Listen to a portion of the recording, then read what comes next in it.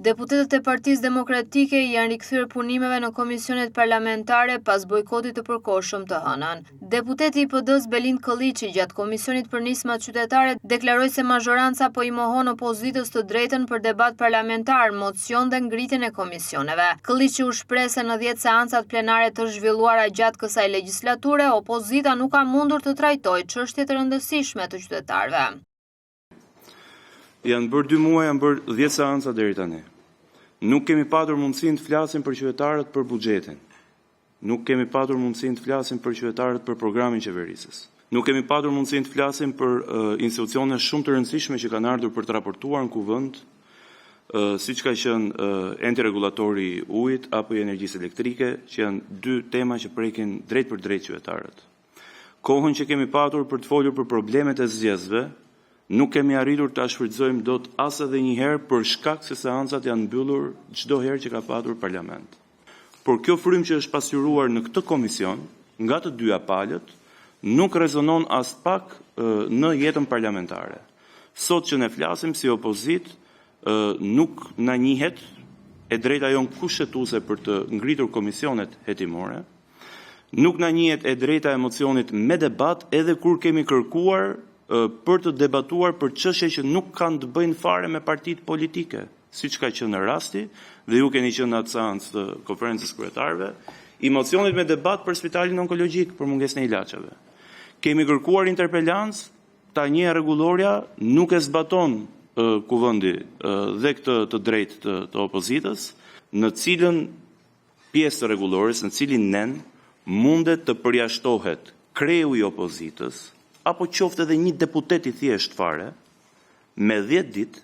për shkak të një deklarate të mbajtur i jashtë ambienteve të Kuvendit të Republikës së Shqipërisë, i jashtë ambienteve të komisioneve. Po ashtu edhe deputeti demokrat Ivi Kaso tha se opozita është hasur me një ngushtim të hapësirave parlamentare dhe të debatit. Ai u shpreh se arena e debatit është thuajse e mbyllur dhe ekziston sa për formalitet.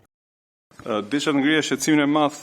që ne si opozit kemi për ngushtimin e hapësirave parlamentare, mbylljen e hapësirës debatit për çështje kardinale që duhet shqetësojnë kuvendin dhe kthimin e arenës debatit seancës plenare të kuvendit për fat keq në një ushtrim krejt formal, çka ja humbet rëndësinë e tij kuvendit. Shumë ndoshta nga kolegët mund të çuditen, thonë që çka ka kjo të bëjë me komisionin tonë, nuk është çështje që diskutohet komision.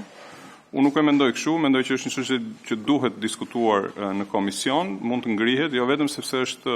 shansi ynë i parë dhe arena jone përballjes me një instrument parlamentar siç është ky komision i nderuar, mbas asaj çka ndodhi fatkeqësisht seancën e fundit plenare, por edhe se çështja e funksionimit dhe mirë funksionimit të parlamentit si arena e debatit, aty ku na kanë mandatuar qytetarët, besoj është një çështje që duhet i shqetësojë njësoj gjithë deputetët, qofshin këta të majorancës ose të opozitës. Është e paprecedent që një ligj i cili shqetëson mbar shoqërinë, siç është ligji barazisë gjinore, për fat keq, ashtu si kundër çështje të tjera që shqetësonin shoqërinë dhe që meritonin të kishin vend në debatit parlament, siç ishte programi i qeverisë, siç ishte shpalosja e vizionit ministrive e çështje të tjera nga më të rëndësishmet që kuvendi duhet i trajtojë, të kaloj pas një diskutim dhe t'i mohohet opozitës e drejta e fjalës dhe e drejta e debatit. Është e paprecedent që lideri i opozitës, deputeti i grupit parlamentar të Partisë Demokratike, në një shmangje nga rregullore e parlamentit dhe nga gjithçka që parashikon kjo rregullore për bashkëtesë normale demokratike,